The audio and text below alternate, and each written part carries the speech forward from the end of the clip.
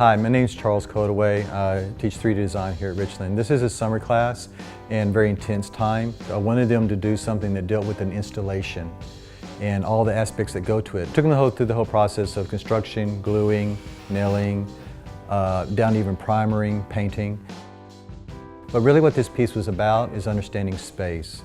How to think about space, how to think about mass, volume, the differences between. We are working on ceramics and we are working on different projects, and I'm very proud to be working with my classmates because they work as a team. We support each other.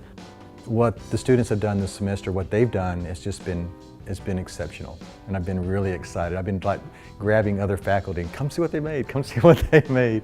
It's a good choice to come to this college, to be honest. I love it. And the students really give their all here because they get very enthusiastic about what we do.